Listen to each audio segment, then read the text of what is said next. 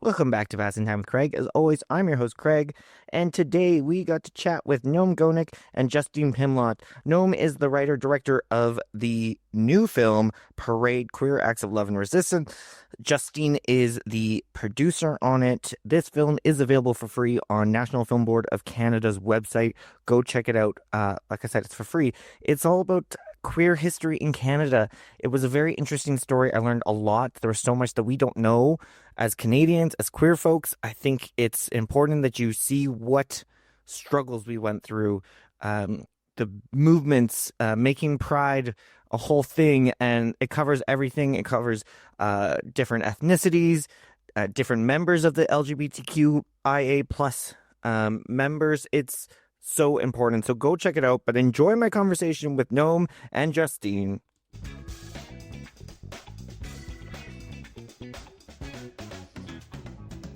Well, okay, so thank you both so much for this film, first of all. I watched it the other day, and it's so good. It's so moving, so important. There was aspects that I didn't know, even as a gay male here in Canada, that I didn't know about the whole movement. And it's also so important as someone based in Alberta right now for us to have this documentary and talk about it. So I guess we'll start with you, Noam. Why did you decide this was something you needed to tackle? Well, Justine and I were talking about, what we could make together. We've been talking about different kinds of films, all queer related.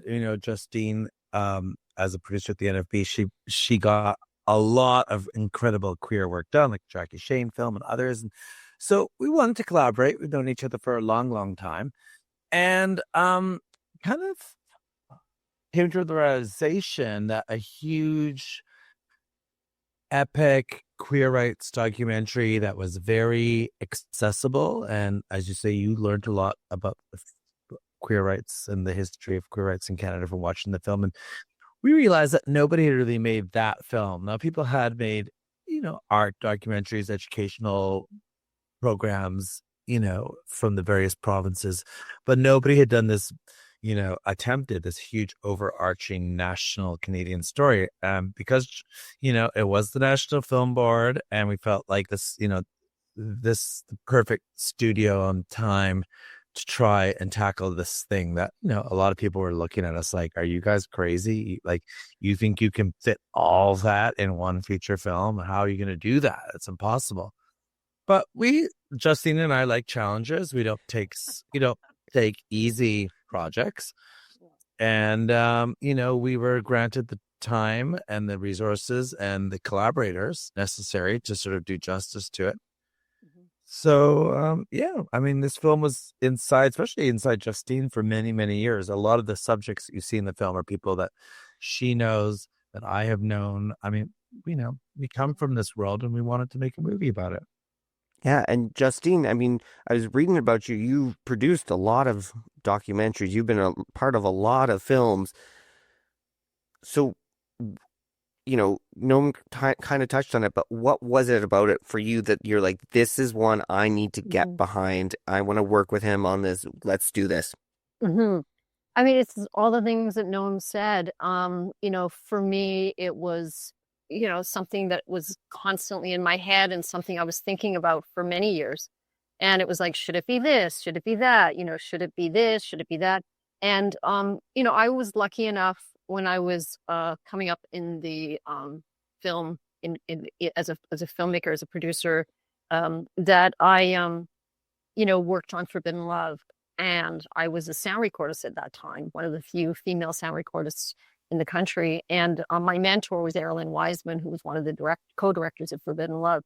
And, so that film was such an important film, but, it kept being this film that was so incredibly important, but a film like that hadn't been made again, like that was so important, that sort of would be taught in classrooms, and that would be something that was what we call evergreen, that would for years to come be an important film about our queer history. So that was the driving force for me. And I thought, similar to what Noam said, people were like, well, how can you possibly do that? Like, that's so much. And how are you going to decide? But at the time, for me, it was just like, well, it's now or never. I'm at the NFB as a producer. I have these resources, and it makes sense that this is the place that this film should get made, at the NFB, and with the support of the NFB, with the National Film Board. So, and our elders, we were starting to lose them. The ones that were there, the ones who were the witnesses, the ones that were on the front lines. We'd already lost so many of our community. Certainly I did, and Noam and other people in the film articulate this, to HIV/AIDS, and so we started to see the elders who survived AIDS, who or also, maybe weren't HIV positive or HIV, that they were getting older. And so we needed to get these stories on camera and tell the story of the rise of the movement and these extraordinary acts. So that was the impetus. And I wanted to work with Noam because he's somebody that was, around and in my radar for a long time. And I always admired, his way of looking at the world and his visual style and some of his previous work. And we knew each other, and we were part of these communities. Like everybody in the film, are somebody that here I knew. And there's very few people that, we had heard of, and maybe we did get to know them through the making of the film. But the majority of the people in the film are people from the community that we know and admire. And yeah. And you have such a variety of folks in this documentary and interviewing them all.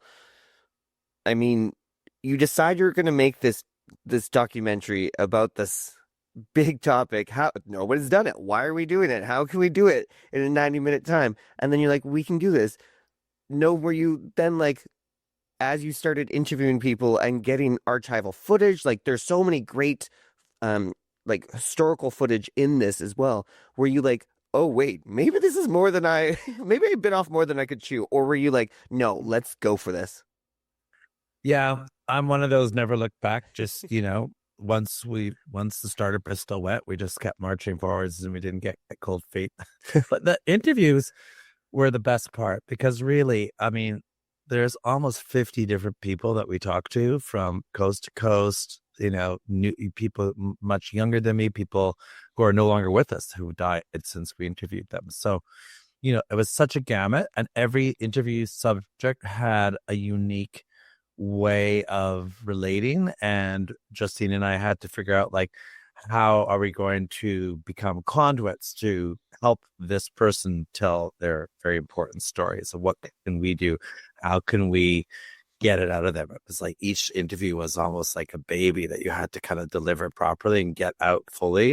And we felt very committed that our job was to make sure these stories were rendered properly for, cinema and for documentary and for you, the viewer, so that you could learn from this incredible moments. And, these are real people. They're not professional interview subjects. Mm-hmm. So everybody had their challenges, and that was fun, and you have to like constantly pivot. And there'd be days we do like 4 or 5 people one day, and extremely different people. Like the way you talk to a Debbie Douglas is not the way you talk to Cyrus Marcus Ware. They're just different kinds of people. And as the interviewers, we had to calibrate, between people. And it was fun. It was like a high velocity athletic kind of thing to do those intense master interviews back to back like that. But that was the best part for sure. I felt like Barbara Walters and Sally Jesse Raphael all combined with a bit of Oprah. It was fun. And so I've had plenty of filmmakers on this podcast, and some of them are documentarians. And is it fun because you have this idea with a fully scripted film, exactly beginning, middle, end, you have these things. But with this, you're interviewing 50 people. Oh. and there's surprises that come from it, right? Like I'm sure there was moments that somebody said something and you're like, oh, we didn't even think about touching on that. And then you have to Yeah. bring that up, right, Justine? Absolutely. But I do want to sort of break this myth about documentary filmmaking that there's a script Yeah. in the sense that you map out, you do, and we did enormous research before we started rolling the cameras in terms of what were the stories that we were going to, to try to tell, what were the key milestones and what was our thesis of our film, what was the thesis that we wanted to and the POV that we wanted to articulate. So, that was rigorous in the development phase, right? So here's the wonderful thing is, so it was like we knew we wanted to talk about Ed Jackson about the body politic. We knew we wanted to talk to him about the rate of the body politic. We knew, and so you structure your interviews accordingly. We knew we wanted to talk to Debbie Douglas about the incredible Dewson House, and so this is all in the development phase before the cameras are rolling. So when you have that kind of rigorousness in what is your film and what is the thesis of your film, then you can be open to the surprises because you in that interview process you've got these key events that you want that you want the story of, but then these beautiful incredible moments of surprise come, or emotion, or for example, I think about the day that we filmed with Yvette Perot, and she was telling that extraordinary story about the decimation of our community from HIV/AIDS. And then she went back to, she could barely go to Pride anymore because she just saw ghosts. That And was it's one of horrible. my I think that was one of the most powerful moments in the documentary for me. I was something that I didn't think about, and just why she wasn't going to Pride after that was like, whoa. Yeah, yeah, exactly. And so when we spoke with her that day, in the studio, there's the whole crew is there. And there wasn't a dry eye in the studio that day. And it was so moving and so powerful. And so, that was one of those extraordinary moments. We weren't setting out to have Yvette cry. But and so our goal then when we went to the edit suite was the same way we felt in the studio that day is how we want the audience to feel that they were in that moment with Yvette telling that story. And then there's other instances of, people, telling, incredibly extraordinary stories that, weren't scripted in the sense that they weren't a question that we asked, right? Yeah. Noam, what comes to mind for you? Well, I love, it's funny how the big emotional beats are that AIDS beat, and we knew the HIV/AIDS would be very central, and really I think it's the longest chapter in the film. And two more things, we didn't really think that Gerald Moldenhauer was not in the cards to talk to him about AIDS necessarily. He was more going to be the early days, the march to Ottawa in the early 70s and whatnot. But he did open up about his AIDS from his experience, and that was really emotional. And then the young historian, Tom Hooper, it was the first question when he sat down, and it was that kind of warm-up question that you ask. It's really just to test the audio levels and the exposure and stuff. And you just, so it's just like a throwaway question. It's like, why did you get interested in gay history? And it's like, we're never going to use this answer. Doesn't make sense.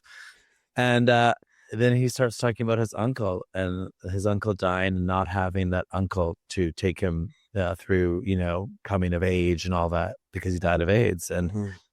And I was instantly bawling. And it's so hard when you can't even read the next question number 2 on your question sheet, because the subject has caused you to uncontrollably cry. So yeah, stuff like that.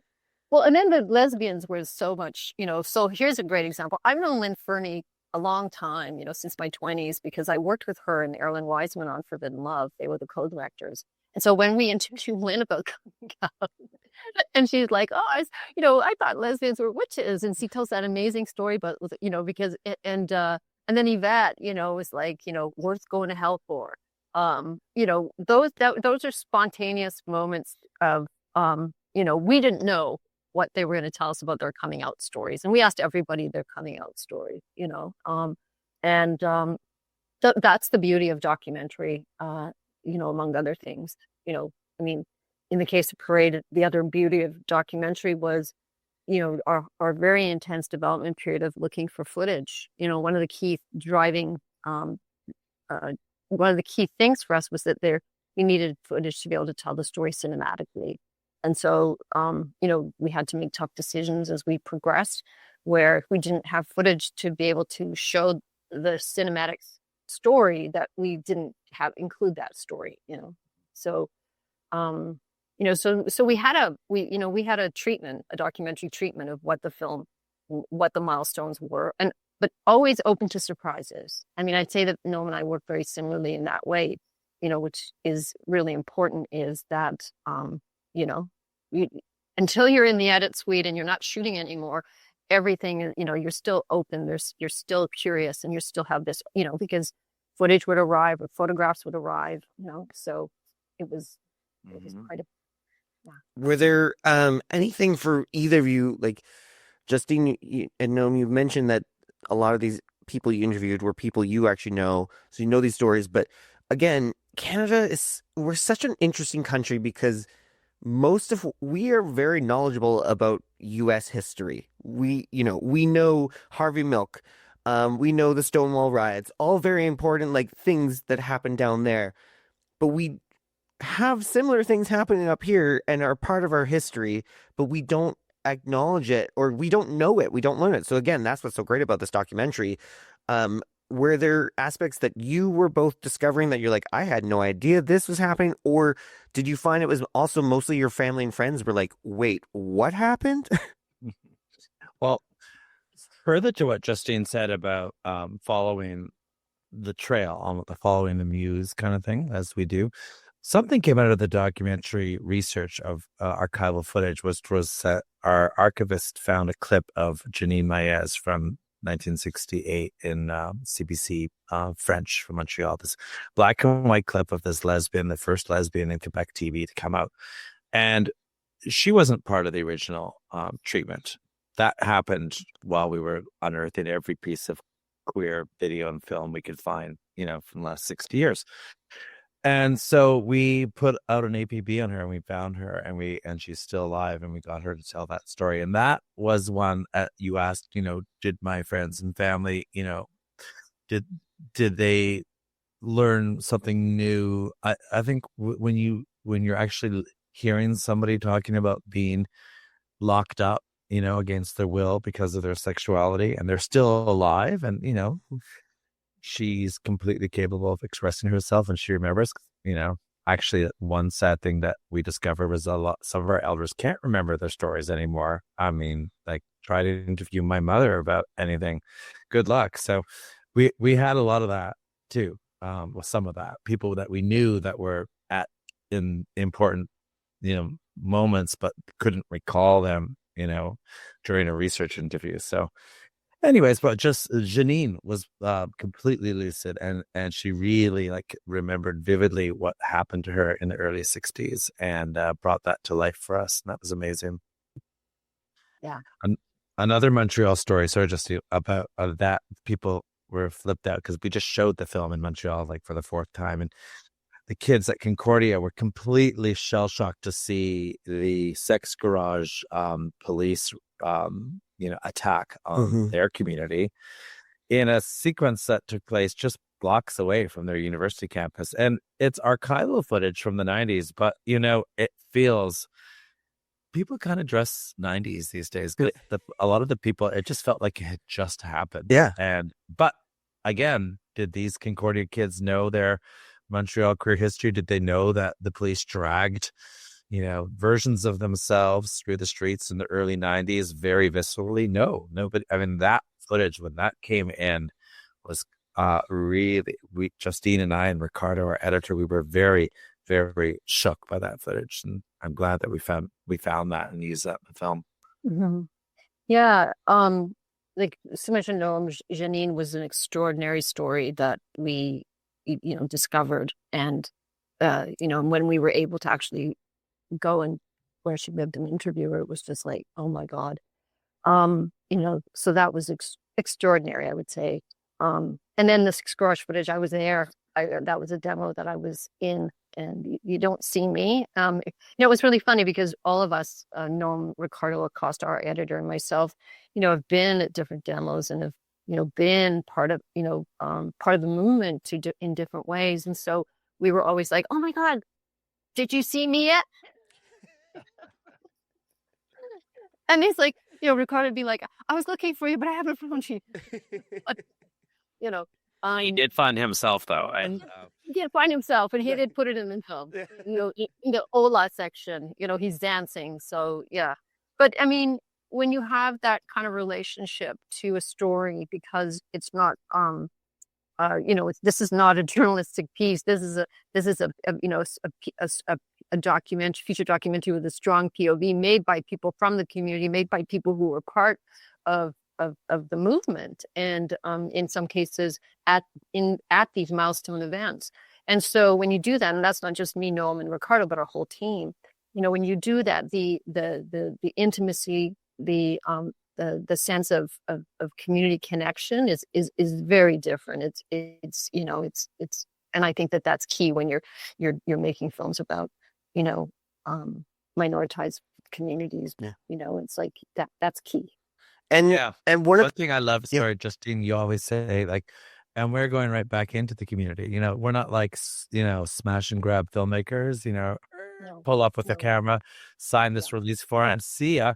It's like, it's 6 months after the film's come out, and we still hang out with the subjects of this film, Yeah. and we're still, part of the community. And even today, speaking to you, Craig, it's like, yeah, this is just, this wasn't an opportunistic opportunity for us. It was more like, life and film and art all combining.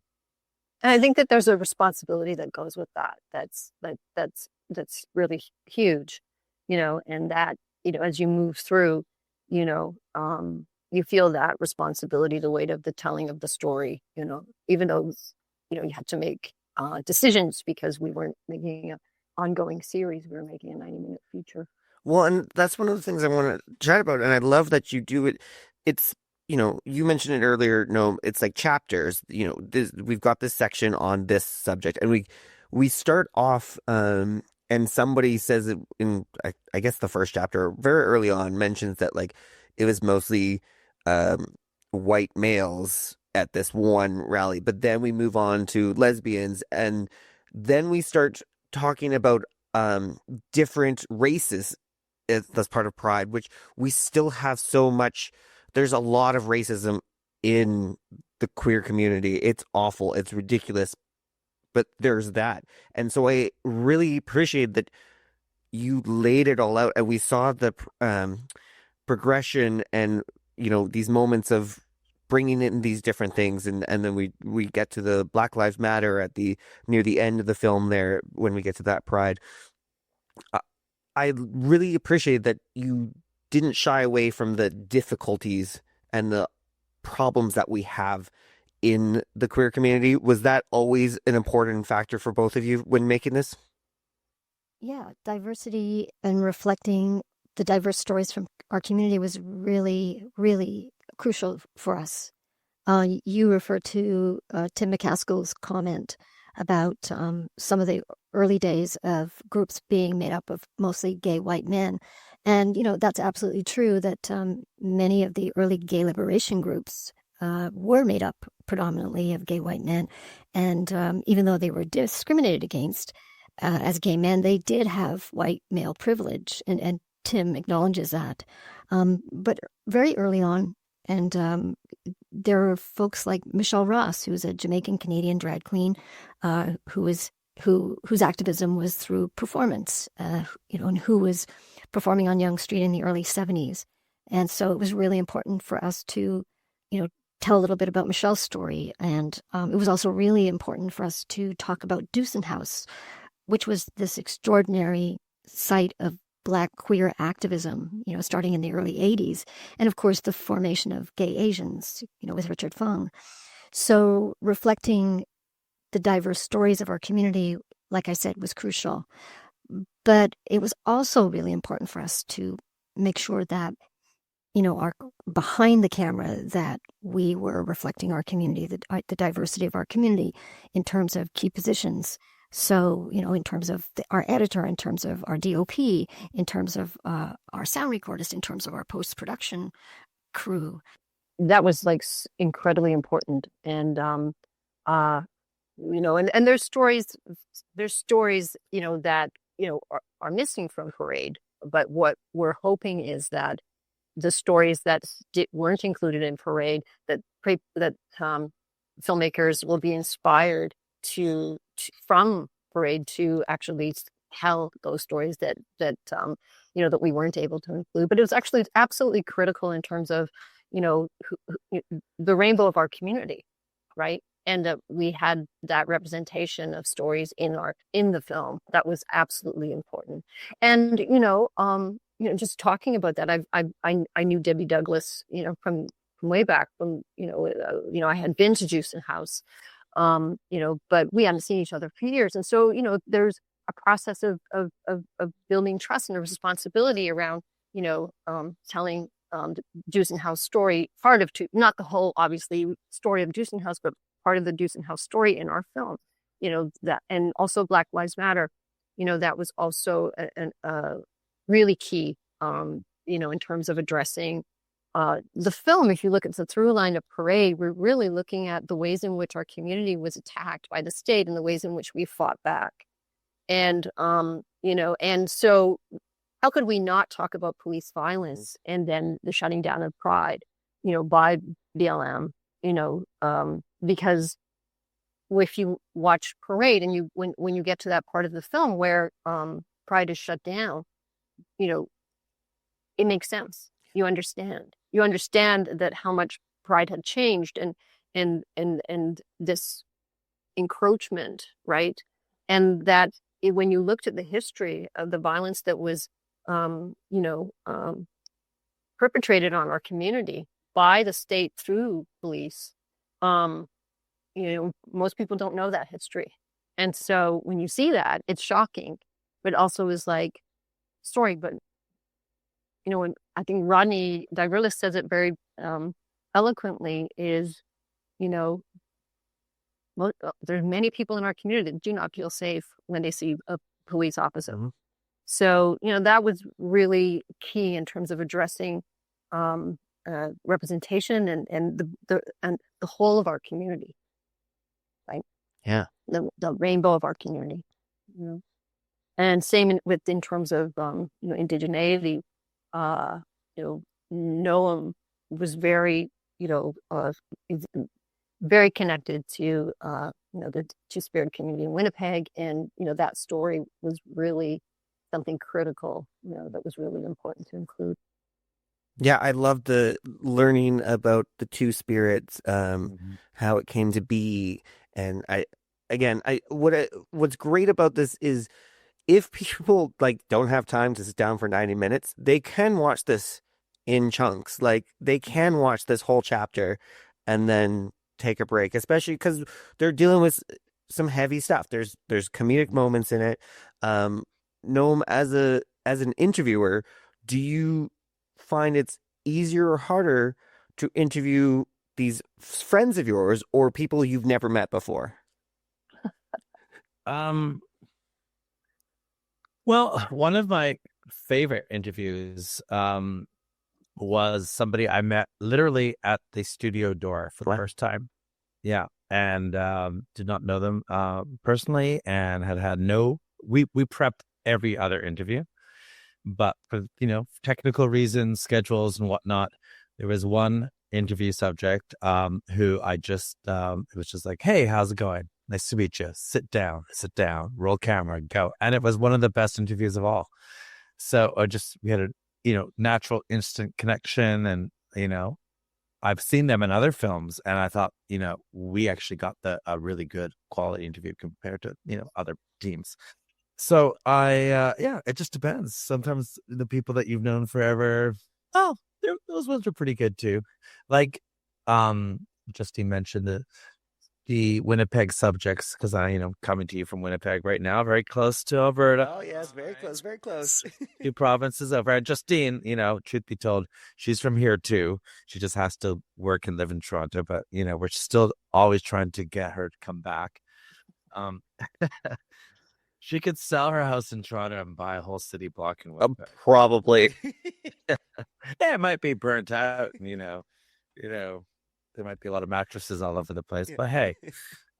So anyways, back to, working with the Two-Spirit people. That was incredible. One of them, we were able to bring them down from northern Manitoba just for the interview, and they stayed with me while they were here for the interview. So it's like very, close, long-term friendships, and so, yeah. They only brought like a really plain black t-shirt, and I was just like, you know what? I'm gonna go through my closet and put this kimono on instead. This is Two-Spirit here. Yeah, you can't just be in a black t-shirt for this interview. Now I'm giving away too many secrets. All the secrets are coming out now. So we were... I was just going to say in terms of it is about it. What it comes down to is trust, and that there in any documentary, not just ours. I think that that's really critical and really key. If you want people to feel share with you in a very profound way what their stories are, and it's not this journalistic approach where you just go in and you get that like soundbite and you walk away. We were really asking people to tell, really powerful stories, that had a range of emotional experiences. Yeah, and we were talking about this before we started the podcast, Justine. Here in Alberta, it's a crazy fucked up time. The government is doing backward shit that makes no sense. And I had recently watched another documentary called The Librarians, which was all about librarians in the States who losing their jobs, trying to stand up for why are we getting rid of these books? Phenomenal documentary, and this was a phenomenal one. And I'm like, in 2025, these things that should be so gone, we've moved past it, are more relevant than ever, especially here in Alberta. What is it like for you both to make a film that you're like, this should have just been like, here's some history, not like, don't learn, like, what are we doing wrong? Why are we still not learning in this country as society, as people?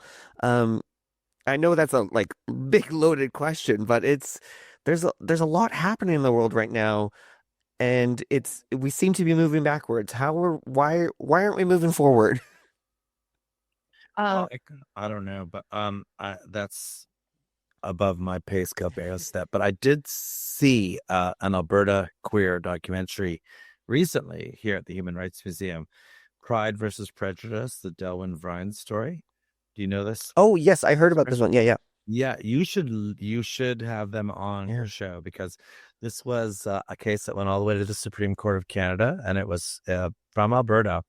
And this was the guy who worked in a college and was fired for being gay, and then he challenged it. And it's an incredible film. And the people from that university, I think it's a religious university, are interviewed in the film. And you get to see a whole side of Alberta's queer community and activists that, unfortunately, we didn't get to profile, I'm afraid, but they're in Pride versus Prejudice, and it's a fantastic little documentary. Very cool director. He came and presented it. He's a playwright from Edmonton, I think.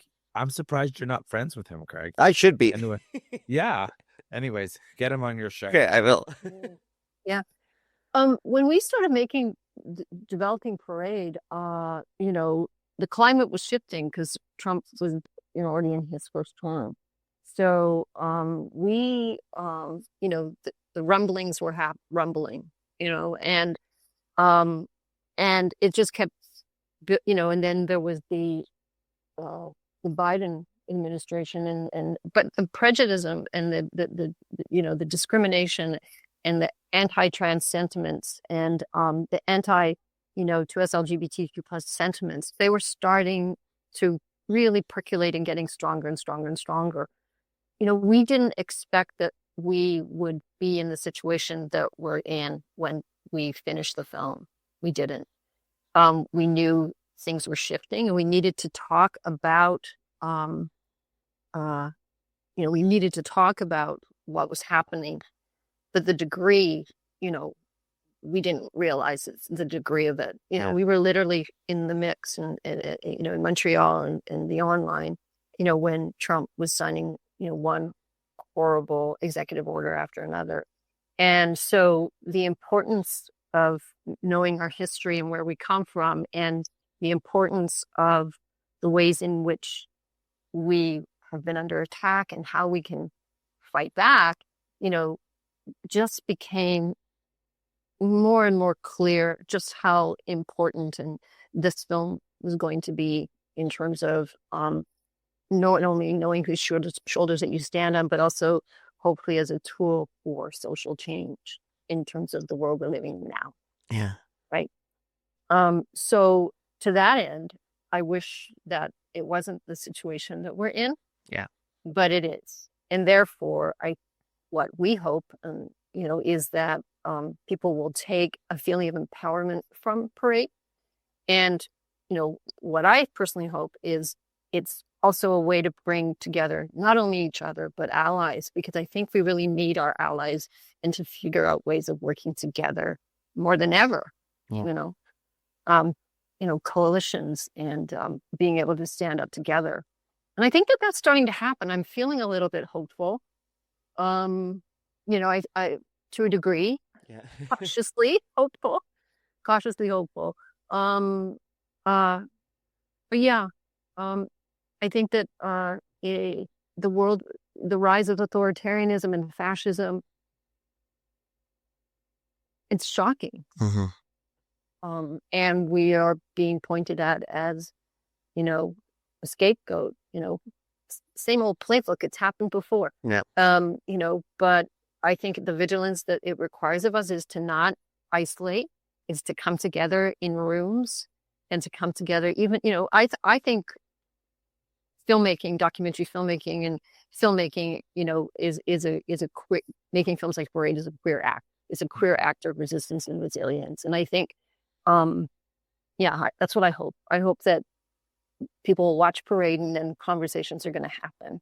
And I also think we need to break down barriers in terms of within our community of seeing ourselves siloed in our individual identities, but come together, in terms of the whole umbrella.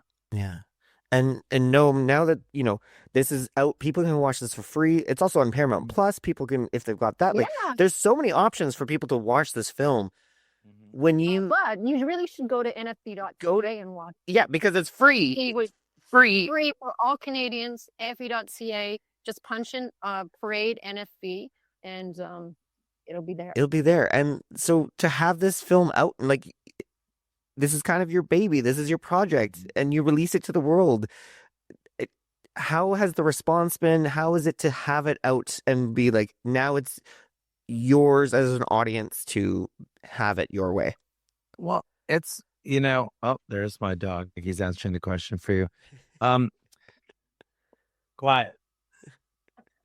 The film's been seen by pretty much like 100,000 people already. It's, it's just been out about half a year now on all these platforms. And it's kind of incredible to think that, 100,000 people in Canada have that information, which really, none of us knew all of it before the Parade was made. And now there's a lot of people who really know how this was, how these wars were fought and won and how these rights were established. And that's really rewarding for us as filmmakers because, I think that Justine and I, we see a big part of our job is to fill in those gaps, what you're not taught, for whatever reason, what's not really shared with young queers intergenerationally or students in schools.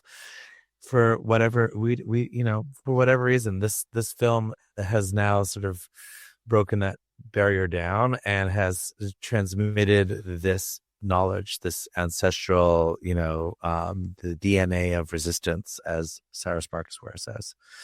And that's a great thing. And that's what we set out to do. And I think we're accomplishing it. And so it makes me very happy. Yeah. And Justine, you've been a producer, you've been part of films for a long time. You can say Decades. What advice would you have to anyone listening who, thinks that there's a subject, whether it's in the queer community, maybe again, you touched on so many things in this 90-minute documentary. Some could go make mini series, all kinds of stuff. What would you say to any filmmaker listening, like hesitant to make a documentary?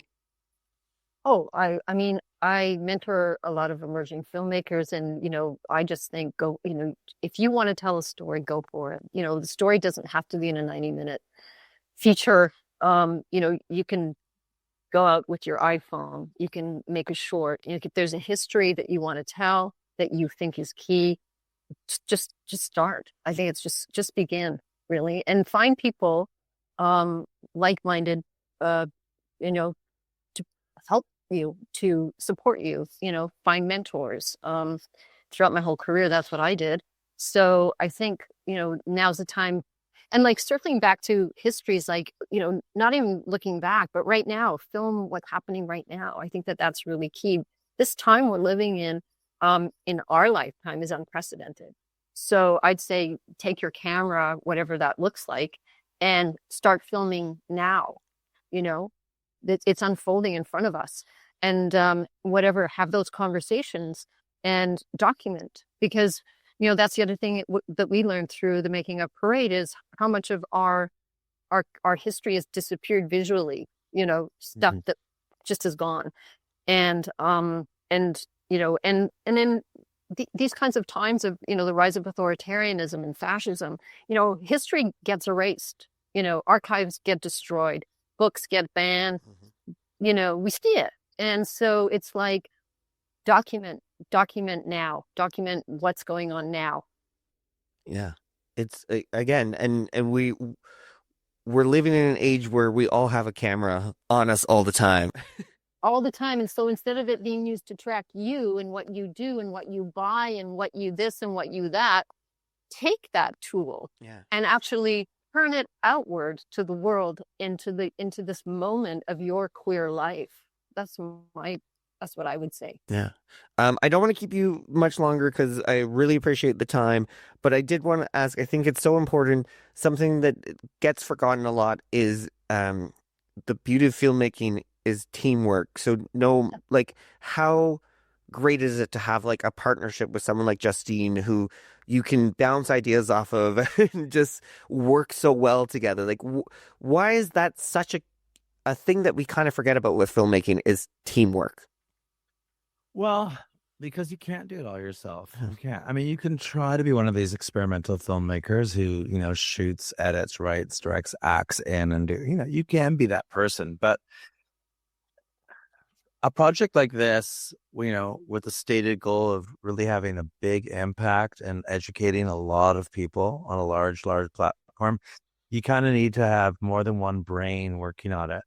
It's not all within one of us. We have to bounce off each other, and Ricardo has his perspective, Justine has mine, I have hers. Sorry, see what I did there? Yeah, we kind of mind meld, and and it's kind of in that coming together that the rough edges get scraped away, and as you say, something beautiful, a beautiful thing can emerge.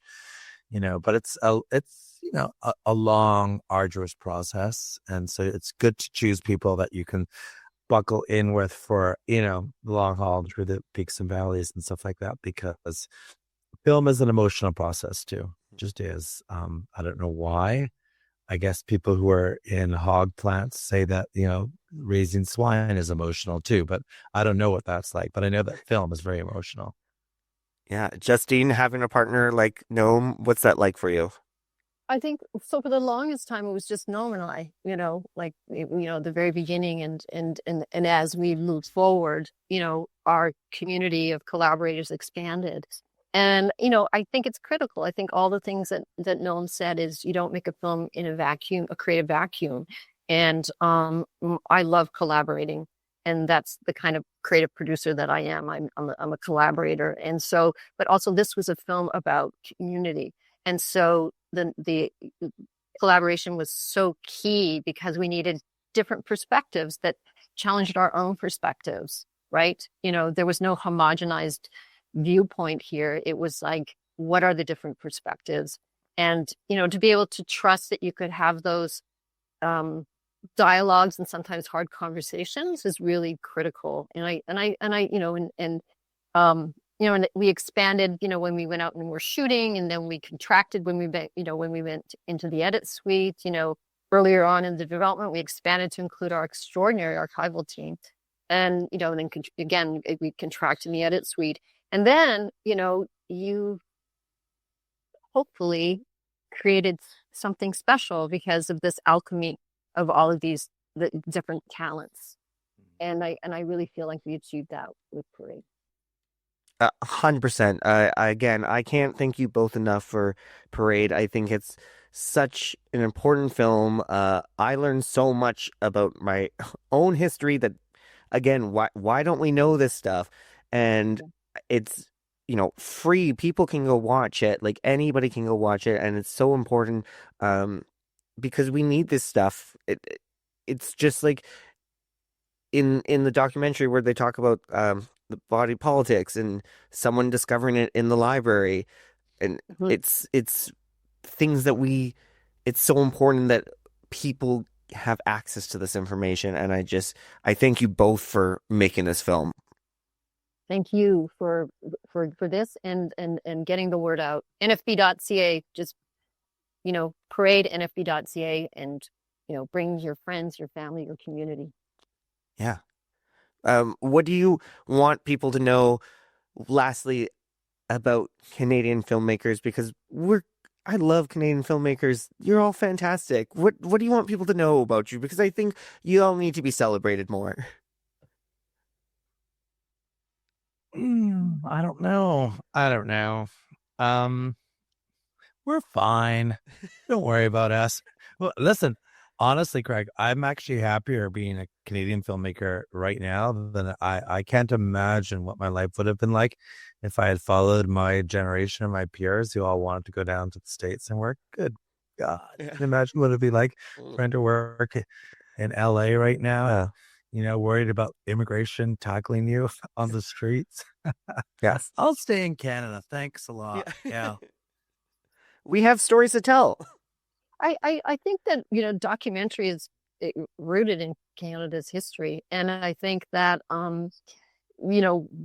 it's rooted in the National Film Board of Canada. And I think that as, Canadians on the border of the U.S., we've been monopolized by those stories, we've been monopolized by the culture.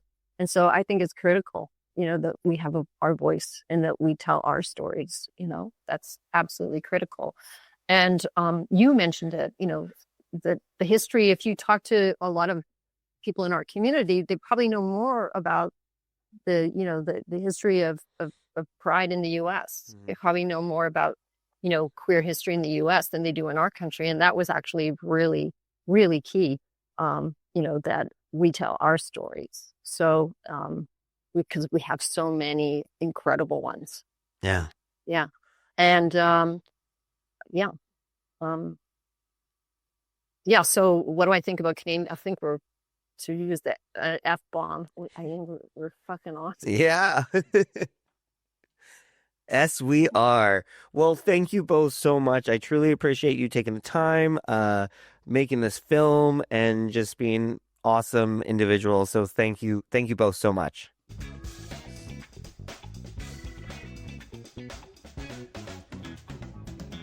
Thank you, Noam. Thank you, Justine, for the conversation. It was a pleasure chatting with you, and thank you for this film.